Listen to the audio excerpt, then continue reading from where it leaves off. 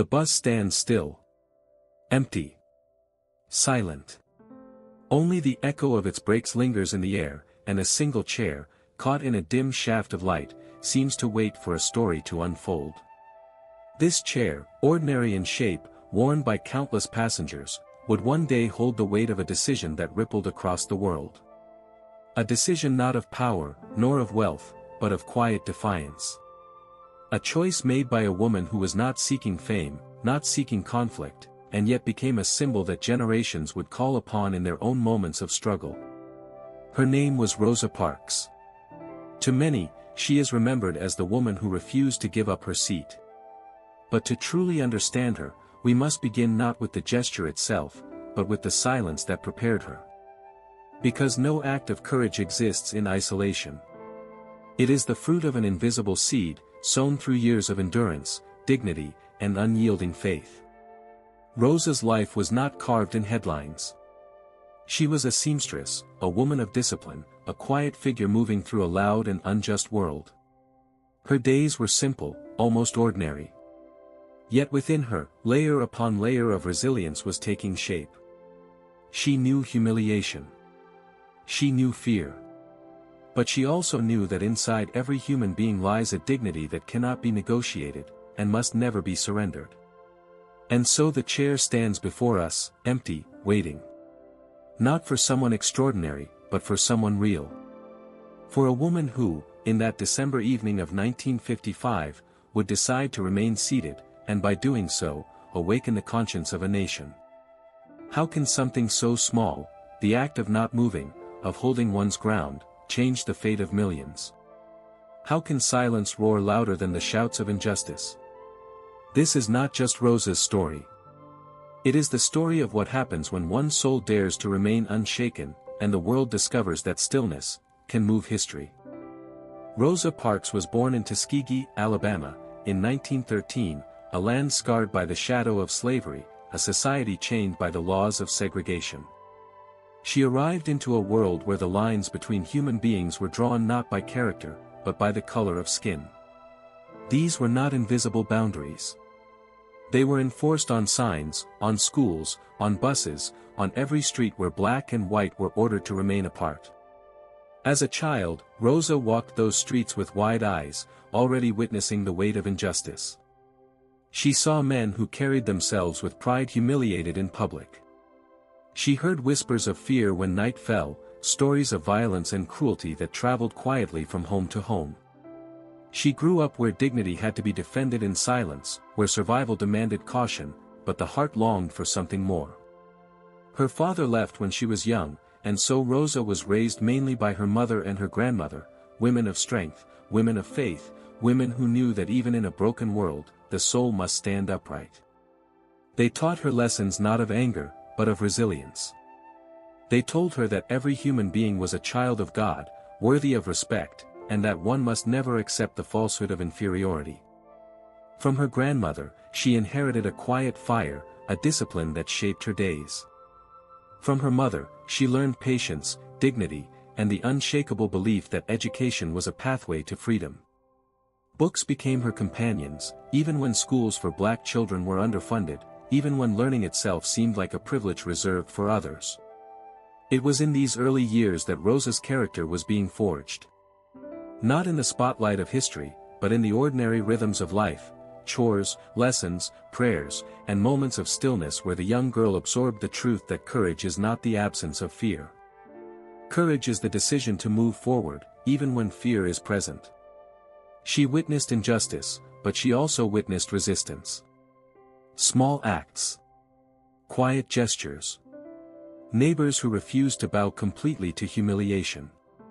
A community that carried pain, but also faith. These impressions sank deep into Rosa's being, shaping a soul that would one day say, no, not as a sudden outburst, but as the natural flowering of everything she had been taught. Because courage is never born in an instant. It does not descend like lightning from the sky. It grows slowly, silently, cultivated in the soil of hardship, nourished by every lesson, every struggle, every refusal to give in. Rosa Parks did not become a symbol of defiance in a single moment on a bus in Montgomery. She had been preparing for it her entire life. The child who once walked the dusty roads of Alabama, carrying both the weight of injustice and the hope of dignity, was already carrying within her the seed of history. And in time, that seed would bloom, not in anger, but in quiet strength. Before history placed her name on the lips of millions, Rosa Parks lived a life most would call ordinary. She was a seamstress, a woman of quiet labor, her hands shaping fabric and thread into garments for others. Day after day she moved through the rhythms of Montgomery, unseen, uncelebrated, blending into the fabric of a city that did not imagine she would one day unravel its very laws. Her days began early and ended late. Work was steady, sometimes exhausting, but it was honest. And in the spaces between, Rosa carried herself with dignity, a dignity no system of segregation could erase. She was not wealthy. She was not powerful. But she possessed something rarer, an unshakable sense of her own worth. Yet to live in Montgomery in the 1940s and 50s was to walk constantly under the weight of humiliation. Every journey on the city buses was a lesson in injustice. The front seats were reserved for white passengers. Black passengers entered through the back, often paying their fare at the front only to be forced off, made to reboard in humiliation. And if the white section filled, black riders were ordered to surrender their seats, to stand so that others might sit. Rosa endured this ritual countless times. She watched as elders, weary from long days, were made to rise. She saw young black men and women humiliated before strangers. She herself was no stranger to the command of bus drivers who wielded authority with cruelty. Each ride carried not only bodies, but wounds, the wound of being told, over and over again, that your place was less than human. But inside Rosa, something was forming. With each repetition of injustice, a counterweight of quiet resolve grew stronger. She had been practicing courage long before December 1955. Not in speeches or protests, but in silent refusals within her own spirit. She had learned how to remain calm when insulted, how to meet the eyes of those who sought to diminish her with a gaze that did not break. These were small acts, invisible to history, but essential. Every stitch she sewed, every step she took onto those buses, every silent prayer whispered in the night, all of it was preparation. Training not of the body, but of the soul. Rosa's defiance was not spontaneous. It was the natural expression of years lived in dignity, years refusing to surrender her humanity even when the world demanded it. And so the seamstress who appeared invisible to her city was, in truth, weaving the invisible threads of a revolution. Not with shouts. Not with violence. But with the quiet, steady strength that life had been cultivating in her all along. History often mistakes silence for weakness. But Rosa Parks' silence was never empty. It was a silence that carried weight, a silence that endured, a silence that prepared itself for the day when a single word, no, would echo louder than any shout. It was a Thursday evening, December 1, 1955, in Montgomery, Alabama. The air was cool, the streets quiet, as workers returned home from long hours of labor. Among them was Rosa Parks, weary from a day of sewing in the dim light of her workshop. She boarded the Cleveland Avenue bus, carrying nothing extraordinary, only her bag, her fatigue, and the quiet dignity that had always been her companion. She found a seat in the colored section, a middle ground between the privilege of the front and the burden of the rear. The bus rolled forward, collecting passengers, the rhythm of segregation as ordinary as the hum of the engine. But then, as white passengers filled the front rows, the driver looked back. His eyes, hardened by years of enforcing separation, fixed on Rosa and 3 other black riders. His command was sharp, unquestionable in his mind: they must give up their seats. In that instant, Rosa Parks faced the same choice she had faced countless times before. To rise, to step aside, to yield as the rules demanded. And yet something within her, cultivated through years of silent strength, refused. This time, she would not stand. She looked at the driver and answered with a word that carried the weight of centuries. No. It was not a shout. Not an act of rage. It was calm, steady, undeniable. A word spoken so quietly that it seemed at first to vanish into the air. And yet it landed with the force of thunder. The bus fell silent. Passengers turned their heads. Some stared in disbelief, others in fear. The driver's face tightened with anger, for in Rosa's stillness he recognized something far greater than defiance. He recognized authority. The authority of a soul that refused to bow any longer. Within minutes, the police arrived. Rosa was escorted off the bus, arrested, treated like a criminal for the crime of remaining seated. But the greater arrest had already been made. In that moment, injustice itself was caught, held up before the conscience of the world, exposed by a seamstress who had simply chosen not to move. Her act did not end segregation in that instant. It did not erase humiliation or violence overnight. But it struck a blow that could not be undone. A single "no" became a universal cry of dignity, echoing far beyond Montgomery, carried into the hearts of those who had been silent too long. History often imagines heroes as larger than life, commanding crowds with words of fire. But Rosa Parks, with one quiet refusal, revealed another kind of power, the power of stillness.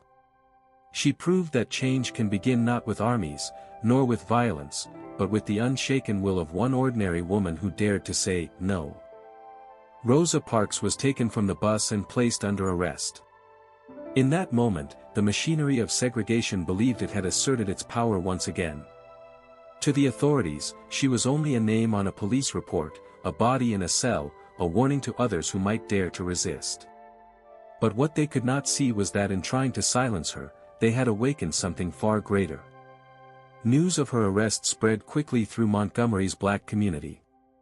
Whispers traveled from neighbor to neighbor, from church to church. And within hours, the quiet "no" of one woman had become the question on everyone's lips: what if we, too, refuse? The consequences Rosa faced were heavy. Public exposure. Threats. The risk of losing her job. The cold uncertainty of what would follow. But alongside that fear rose something more powerful: solidarity. People recognized in Rosa not only a seamstress, not only a neighbor, but a mirror of their own struggles. Her courage gave form to what many had long carried silently in their hearts. Out of that recognition came action. The community gathered, led by ministers, teachers, and ordinary workers who had endured enough. Among them was a young pastor new to Montgomery, unknown outside his congregation. Martin Luther King Jr. His voice, calm yet resolute, would soon become the instrument through which Rosa's spark ignited a national movement. Together, they planned something audacious: a boycott of the city buses. For one day, they said, black passengers would walk instead of ride. It was meant as a statement, a single echo of Rosa's defiance. But when that day arrived, the streets of Montgomery were filled with men, women, and children walking, carpooling, refusing to board the buses that had humiliated them for so long. One day became a week. A week became months. And the boycott lasted more than a year. The buses, once symbols of enforced silence, now stood half-empty, testimony to the rising power of collective dignity. It was as if a single ember, glowing in the stillness of one December evening, had set the forest aflame. Rosa's refusal was not a solitary act lost in time. It became the fuel of a fire that spread through Montgomery, through the South, and ultimately, through the conscience of the United States. Threats and violence attempted to extinguish it. Homes were bombed. Leaders were arrested. Rosa herself endured hardship beyond measure. Yet the fire did not fade. Because it was not built on rage alone, it was built on the conviction that justice, once kindled, cannot be smothered. What began with one woman seated in silence grew into a movement of thousands standing in unity. A personal act of resistance became a collective uprising. A "no" whispered on a bus became the resounding cry of a people who would no longer be moved. From a single spark, an entire nation caught fire. And that fire was called hope. After the headlines faded, Rosa Parks continued her life, not as a celebrity, but as a woman facing the heavy cost of her choice. Her arrest had brought recognition, yet it also brought persecution. She lost her job as a seamstress. Her husband was pressured until he could no longer work in Montgomery. Threats shadowed their days, forcing them eventually to leave their home and begin again in Detroit. For many, such trials would have bred bitterness. But Rosa carried herself with the same quiet dignity that had defined her on that bus. She lived modestly, often struggling financially, yet she never abandoned her calm strength. She was invited to marches, honored in gatherings, placed beside leaders and presidents. And still, she refused the title of hero. To Rosa, she had not been brave. She had simply been tired of giving in to a lie. Her greatness lay not in speeches or in seeking the spotlight, but in the authenticity of her spirit. She never pretended to be more than she was. She remained Rosa, soft-spoken, steady, and deeply rooted in faith. Even in recognition, she sought no glory. She once said, "I would like to be remembered as a person who wanted to be free, so other people would also be free." This is her true legacy, the reminder that dignity is not measured by applause, but by fidelity to one's truth. That real strength is not loud, but enduring. And that the most powerful lives are not those that chase glory, but those that quietly serve the eternal call of justice. Rosa Parks did not set out to change the world. She set out to remain true to herself. And in doing so, she revealed to humanity that the soul of one ordinary woman can illuminate the path for millions. The bus is long gone. The streets of Montgomery have changed. But the empty chair where Rosa Parks once sat has never lost its weight. It has become more than wood and metal, it has become an altar of dignity, a sacred reminder that even the smallest space can become the stage for history. Rosa's gesture has outlived her days. It echoes in classrooms where children learn her name, in speeches where leaders invoke her strength, in every struggle where human beings demand to be seen as equal. She was not a warrior with weapons. She was not a ruler with armies.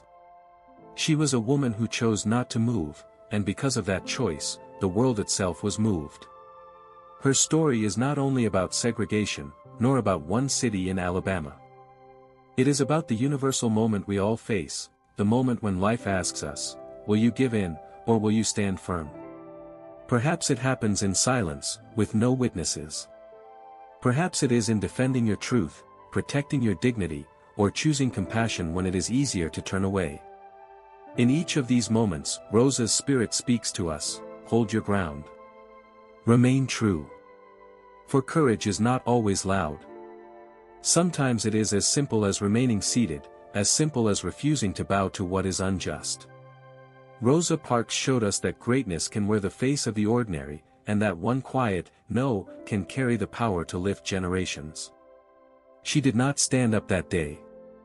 And because she did not stand, the world found the strength to rise. So let us ask ourselves, in our own lives, where is the chair we are called to keep? What small act of courage awaits us, waiting to unfold into something greater? For history is not only written in grand events, it is written in the hidden bravery of souls who remain faithful to the truth within them.